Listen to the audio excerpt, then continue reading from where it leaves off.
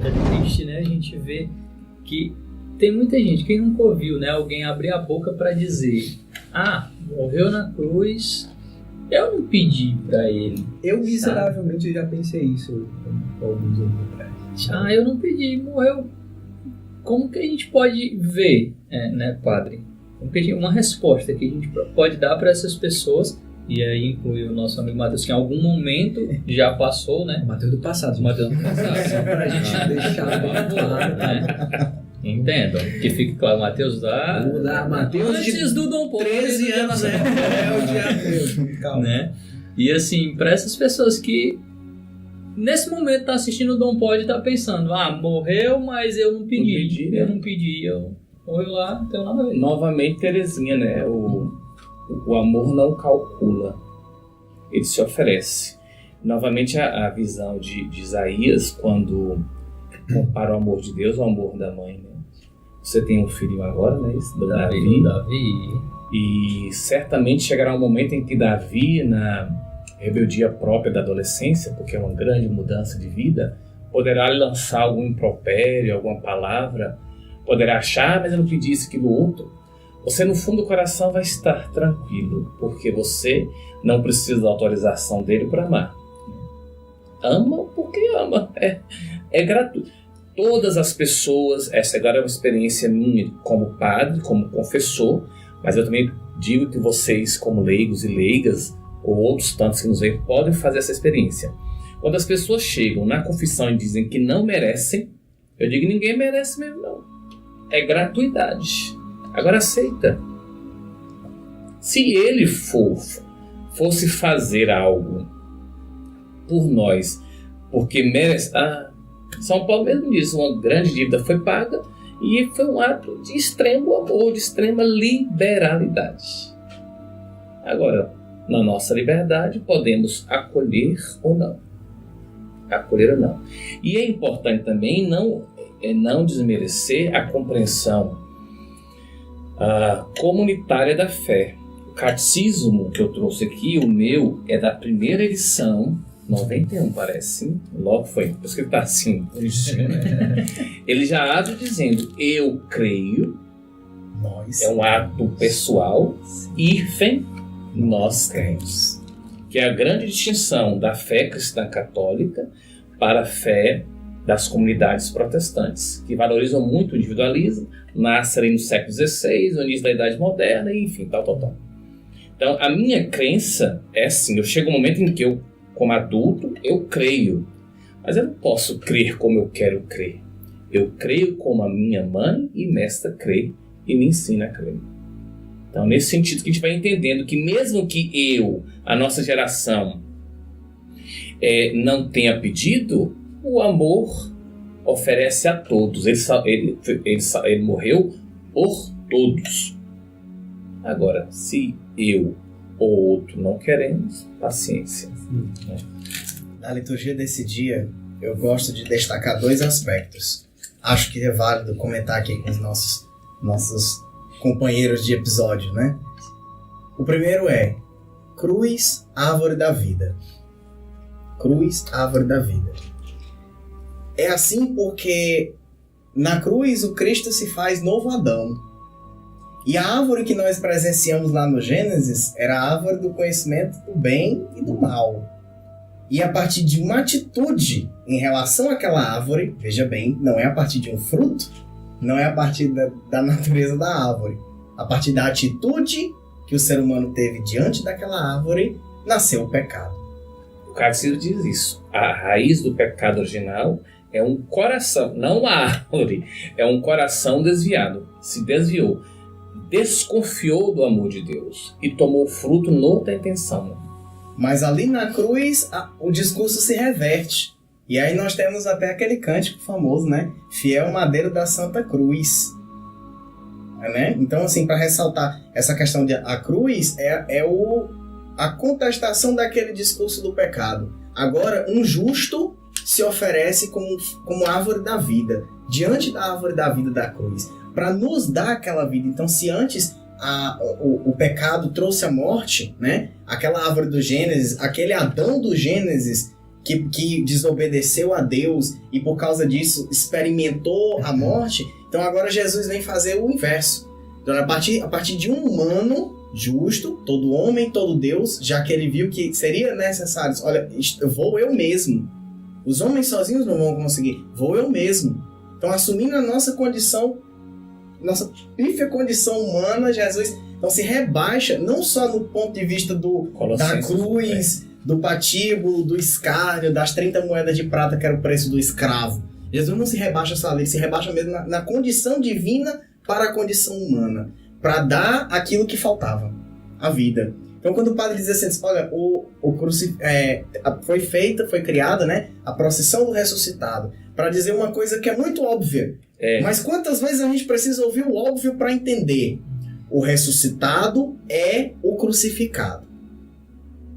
Não é outro. Leiam os evangelhos, vocês verão. Ele conhecia os 12, ele sabia o que tinha acontecido, ele mostrou as mãos, ele mostrou o lado. O ressuscitado é o crucificado. É dali que deriva a fé da vida eterna. Não é outra pessoa que veio, é o mesmo Jesus. E aquele mesmo Jesus, a partir do lado, aí vem a misericórdia, né, que o senhor falou. Então, o novo Adão que se oferece na árvore da vida faz com que dali da sua costela brote a nova mulher, a igreja. Então a igreja nasce daquele sangue e água que brota do lado da cruz. Isso já eram os santos padres que diziam, né?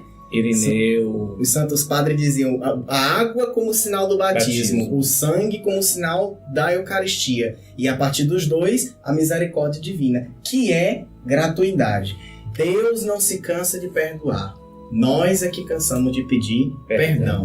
Esse é o mote do Papa Francisco. Esse é o mote do Ano da Misericórdia que nós fizemos em 2016 e que permanece tão atual.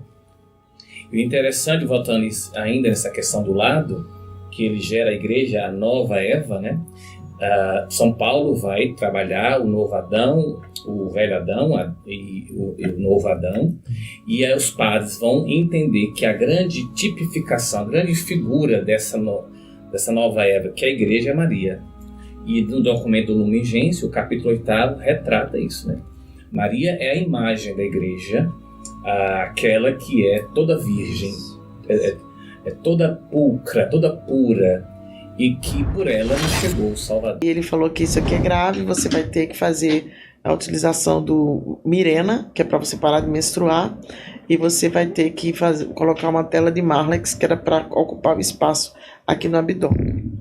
Eu não estava convertida ainda, aí aceitei usar o Mirena, que hoje se oferece e se implanta nas meninas como método de contraceptivo, né? Eu já vivi a castidade, então teoricamente eu não estaria pecando, né? Porque eu fiz esse propósito com Deus, que se ele me tirasse daquele hospital com vida, que eu iria fazer o crisma. Também a gravidade que era. Porque eu ia me crismar e que eu ia fazer um ato de reparação, que eu ia seguir. E que nada nem ninguém iria me tirar. Nada nem ninguém iria me pedir. Que uma vez que eu entrasse, que eu voltasse para a igreja, a ter comunhão com Jesus, que ninguém na face da terra seria capaz de me tirar da presença dele. E não vai tirar. Amém. Né? E assim, Amém. Quando eu fiz essa promessa, eu estava com o Salmo 71 embaixo do meu travesseiro. E o Salmo 71, ele fala da experiência do homem que sente envelhecer. E ele diz, lá mais pro finalzinho, que desde todo sempre, desde a eternidade, que o Senhor já me conhecia. É impressionante que o salmo da minha vida é o Salmo 26. O Senhor é minha luz e minha salvação, a quem terei medo. O Senhor é o protetor da minha vida, perante quem eu tremerei.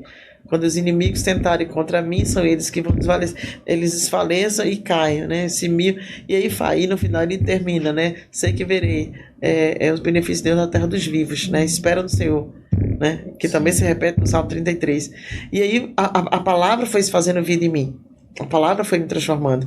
Então aquele evangelho, aquela homilia, né, quando eu voltei, isso começou só com essa enfermidade relacionada à prática do aborto provocado, né? Dentro do ambiente hospitalar, que eu tive uma perfuração no endométrio, que muitas mulheres podem realmente morrer de hemorragia. Deus me salvou. Só um ponto pro pessoal se situar. Onde é que o pessoal pode ver esse tipo de conteúdo? No teu Instagram tem?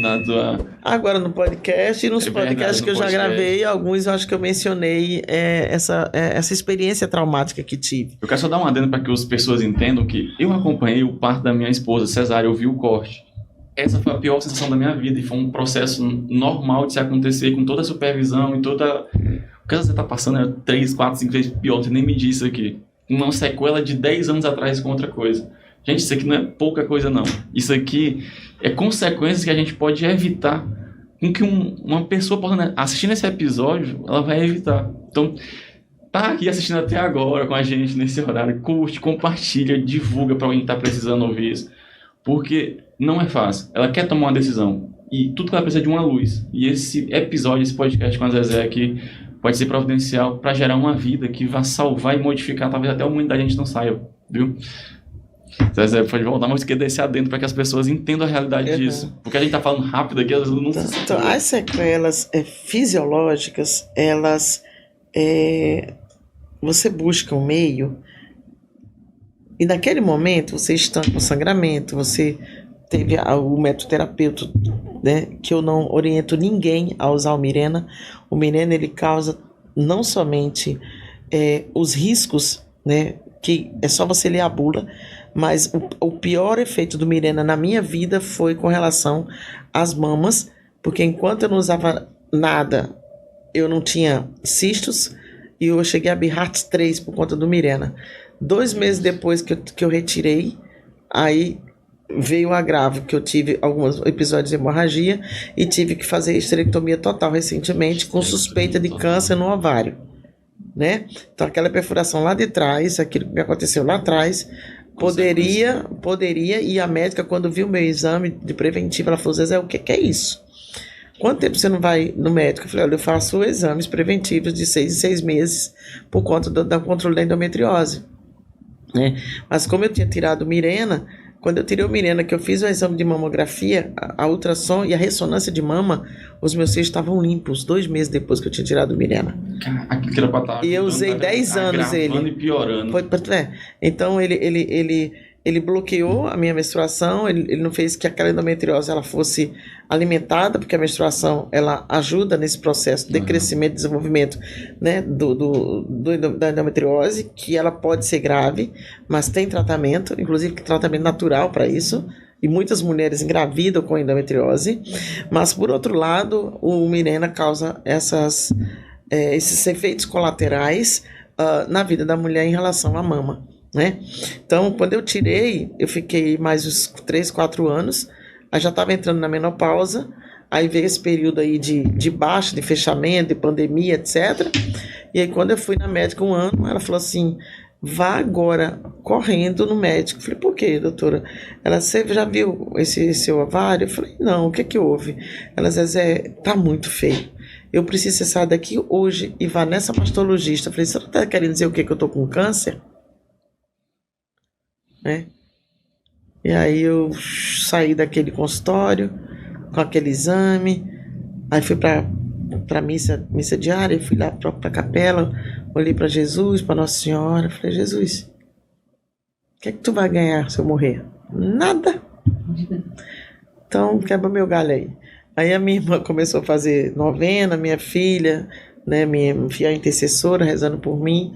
Eu sei que eu fui para o centro cirúrgico, eu operei. Quando eu operei, a médica pediu que se eu queria ouvir alguma coisa, depois que cede a gente lá, gente, assina aquele atestado, né? Se você morrer, não tem nada a ver com isso. Eu falei: já é minha 14ª cirurgia, que eu já fiz um monte de cirurgia de ombro, botei prótese e tal. 14ª só 5 só de mão e ombro.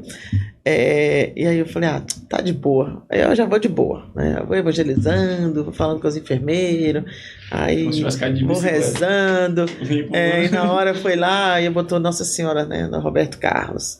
Nossa Senhora, me dê a mão. Eu: doutor, e quando é que a senhora vai se converter mesmo? Né? E assim foi. Quando terminou a cirurgia, ela falou: estou mandando seu exame para patologia e estou pedindo urgência, porque talvez você tenha que começar logo um tratamento. Eu falei: só quer dizer o quê?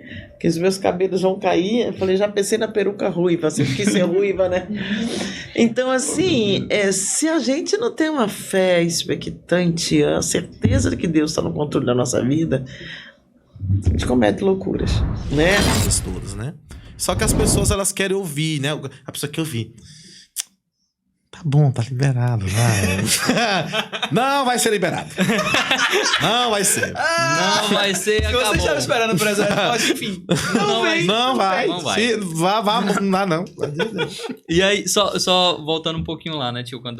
Quando eu perguntei, né, como que a gente pode agir na situação de, às vezes, a gente vê um padre com determinada conduta, às vezes... Porque a gente tem visto e vê que tem muitos paroquianos, né, que vê que determinada coisa ou atitude do padre, não concordo, ou não tá legal, aí só se afasta, vai pra outra paróquia e sai pulando de paróquia em paróquia porque não concorda e não teve o mínimo de zelo e cuidado de talvez ou se aproximar mais para entender a realidade do padre, a realidade de vida dele, que às vezes pode ser uma influência.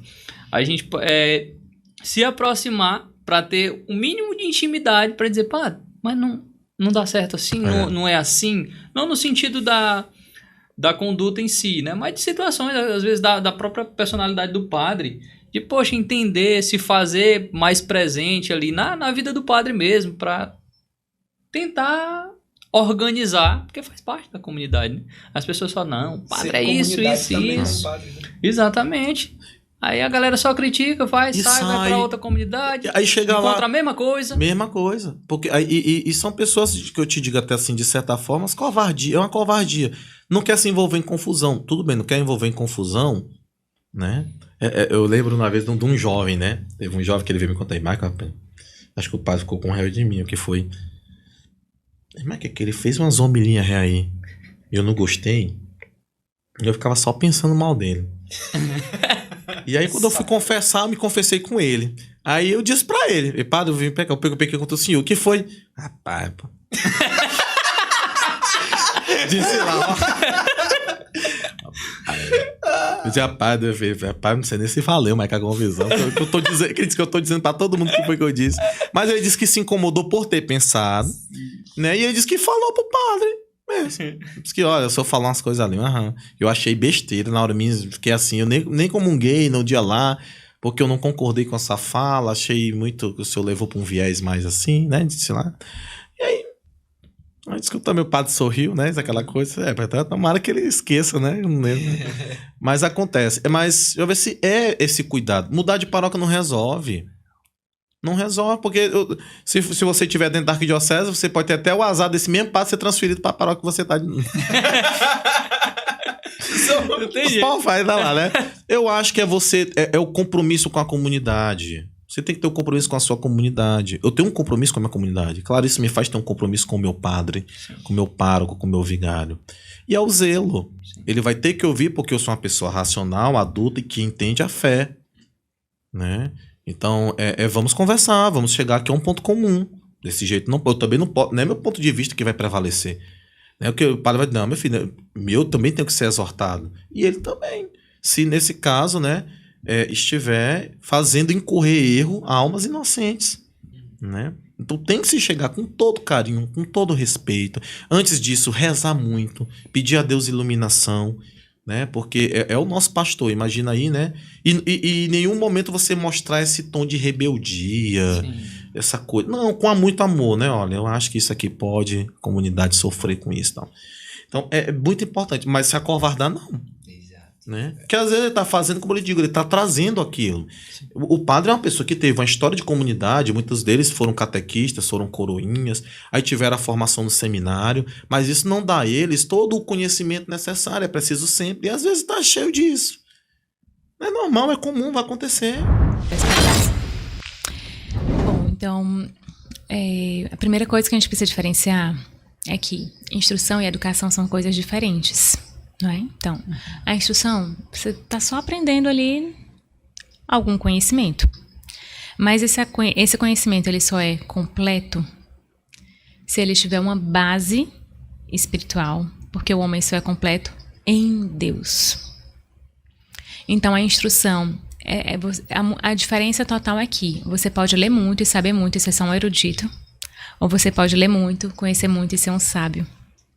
O erudito é aquele que não conseguiu articular as coisas, que ele ficou só preso no conhecimento, e isso traz um vício muito grande, porque a erudição traz um vício junto com ela, que é a vaidade e a soberba. E o verdadeiro sábio não é aquele soberbo nem vaidoso, é aquele humilde. O verdadeiro sábio é o que consegue saber tudo isso, articular dentro de si com essa base espiritual, porque tudo tem um fim. O fim último do homem é louvar, conhecer e amar a Deus. Porque a nossa vida é finita, né? A gente esquece disso. Esquece que vai morrer. Esquece. E a morte choca tanto porque a gente esqueceu que vai morrer, né? Sim, a gente tá conversando aqui e não parece que, né? Sei lá, daqui a 5 minutos. Um de nós três pode não estar mais aqui, né? Espirrar, dar um jeito na coluna e ela entortar. Porque estamos sob a mão reguladora de alguém, né? Tem uma mão que nos sustenta. E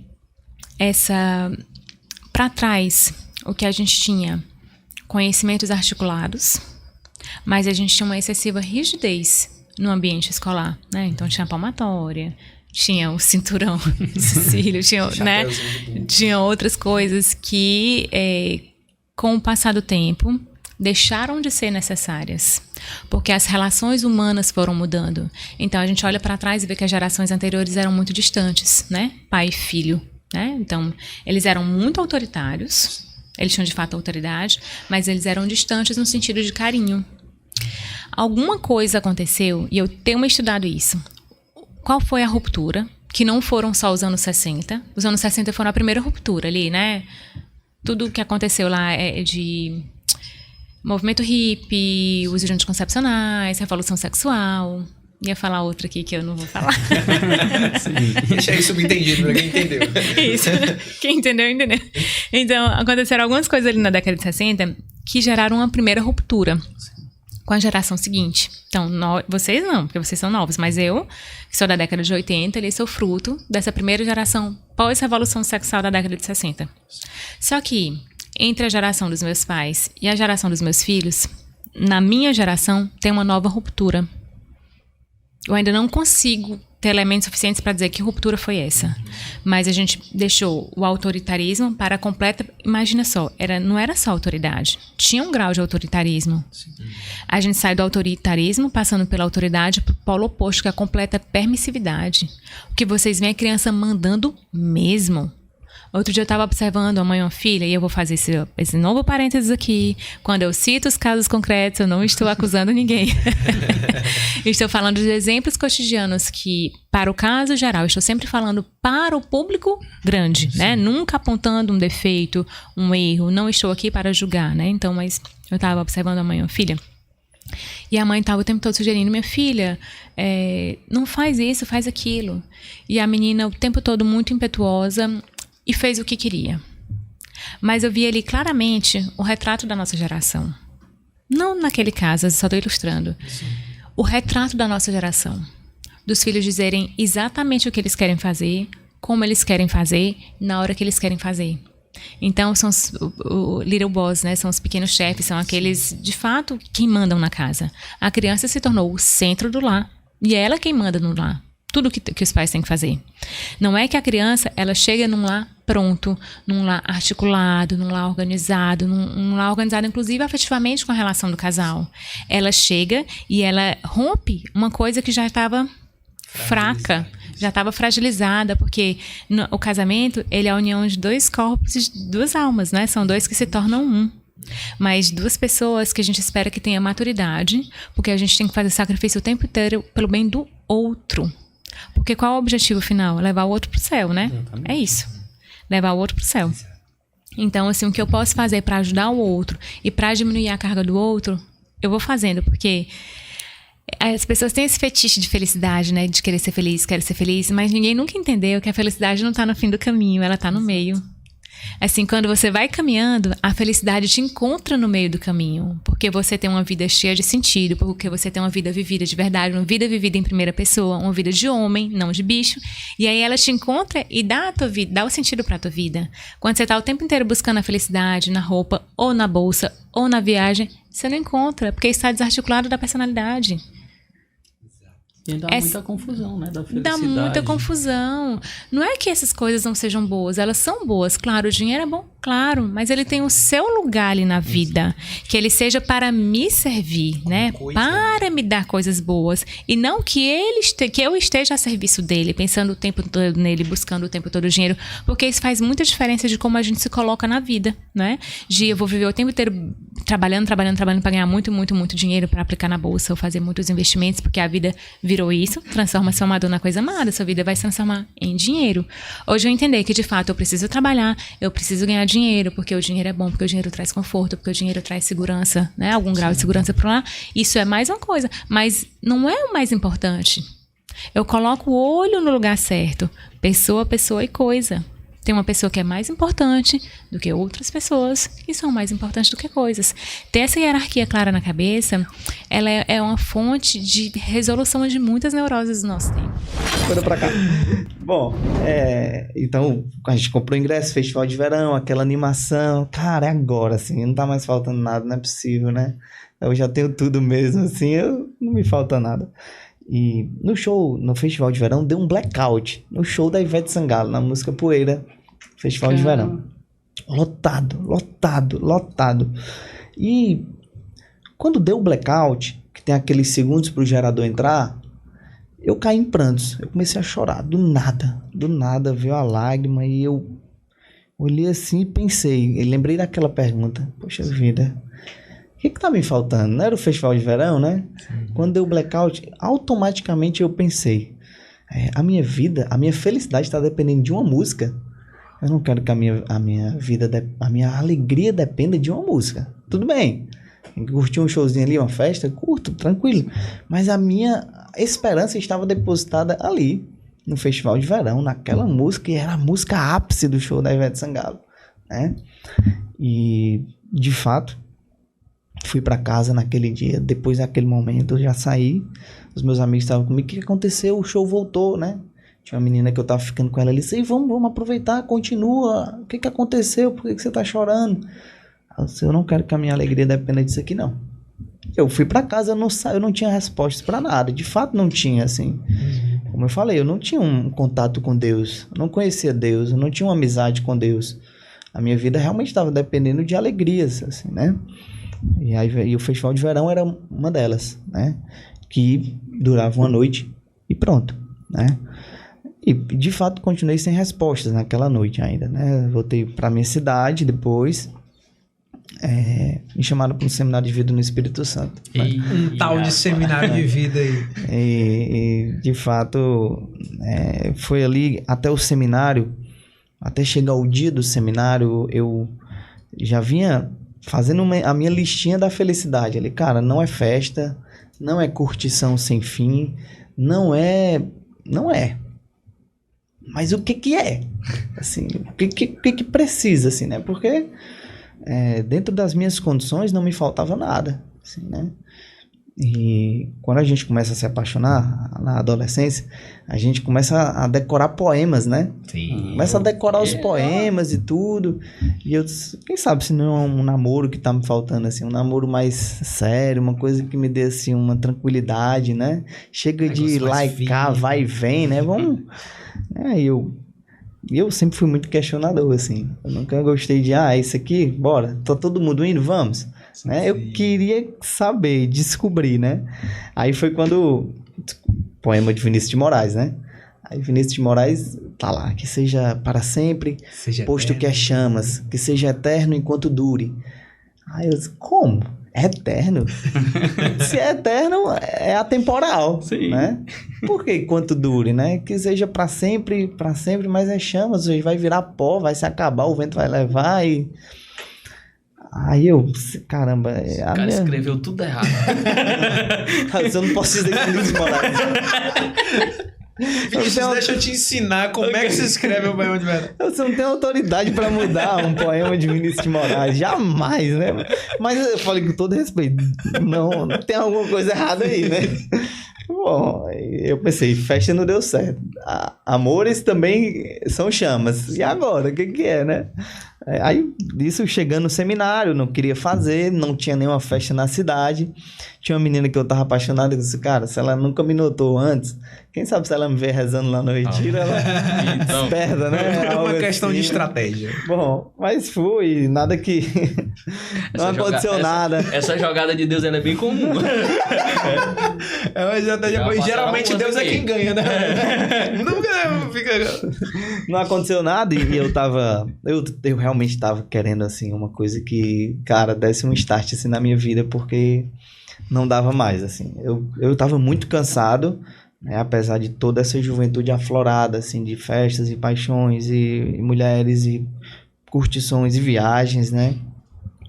Mas eu tinha uma grande sede no meu coração, assim, de felicidade. Eu nunca vou poder dizer que eu busquei Deus. Eu não busquei Deus, assim. Eu não tive uma intençãozinha legal de encontrar com aquele que me criou e me amou e depois vou segui-lo porque ele é um pai bondoso, amoroso, que ama de modo gratuito e misericordioso. Não. Eu, de fato, eu queria a paz, eu queria uma experiência com algo que não passasse, assim, né? E aí, no seminário, a primeira vez que eu vi Jesus Eucarístico entrando lá na adoração, né, com o padre para colocar ali no altar, dentro de mim eu escutei uma voz, né, que não era mais a minha voz que falava na festa, nas curtições, aquela voz que era a voz da consciência, né, que diz assim, não é isso, Felipe, entendeu? Poxa, você tentou aqui, mas não é aqui não. Já não era mais essa voz, assim, não era mais uma voz trêmula e marcada por incertezas, era uma voz semelhante à voz de um pai, assim, pai quando diz, olha, não faz isso, né? Não é por aqui a coisa, né? E, de fato, olhando para Jesus Eucarístico, eu escutei esse chamado, Felipe, né? Felipe, você está me procurando? Você está me procurando? E eu respondi, como assim? Eu estou te procurando, eu não te conheço. Aí ele disse, eu estou te chamando, né? E dentro de mim eu não sei mais como continuou, não me lembro como continuou essa oração, mas o Felipe, você está me procurando, não era semelhante àquela, não é o mesmo convite, não sei se eu me faço entender, mas não é o mesmo convite de vamos para o festival de verão, você tá esperando isso, não era mais aquela voz, né? Não era a mesma voz de vamos estudar poemas para ver se você consegue solucionar algum problema da sua vida. Não era a mesma voz de vamos conhecer aqui vários cursos que existem nessa faculdade pra gente ver o que eu quero da minha vida. Não era mais essa voz. Que ela é importante, né? Sim. É a voz que faz com que é a mesma voz que diz, não fique deitado, se levante, vai trabalhar. Sim. A mesma voz que diz, opa, não é por aqui, é por ali. É a mesma voz. É uma voz semelhante à voz da consciência do homem. Mas a voz de Deus, e eu acho que aqui é o grande X da questão da minha experiência com Deus. A voz do homem não é a mesma coisa da voz de Deus. A voz da consciência não é a mesma coisa da voz de Deus. Até mesmo a voz da caridade. Opa, dá um dinheiro aqui para essa pessoa, ela está precisando. Não é a mesma voz. A voz de Deus, de fato, ela é a voz de Deus, né? Por isso que aqui está o grande X da questão da igreja. Quando chega todo mundo, as mídias, a igreja tem que mudar isso, a igreja tem que fazer isso, nós precisamos atualizar isso, porque o povo tá... Mas a voz do povo não é a voz de Deus, né? Como se diz por aí. É até legal pensar, a voz do povo é a voz de Deus porque é a necessidade da... Não, a voz de Deus é a voz de Deus, ela é inconfundível, né? E aquele momento, naquela adoração, me fez reconhecer. Não reconheci o Deus Altíssimo, Criador de todas as coisas. Não, mas essa voz é uma voz diferente. É uma voz além de mim. É uma voz que vem de fora. Não é essa voz da imaginação, da memória, que ela é importante. Deus se comunica por ela, com certeza. Deus se comunica por ela. Mas ainda é diferente, é mais dentro a coisa. É a voz mais interior, é o chamado de Deus. E aquela voz, de fato...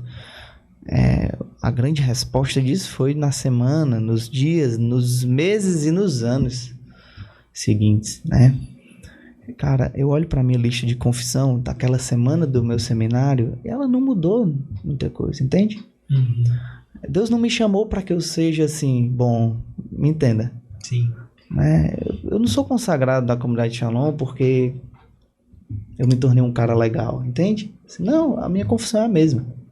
A minha lista de confissão é a mesma e talvez hoje com a consciência um pouco maior, ela é até um pouco maior, entende?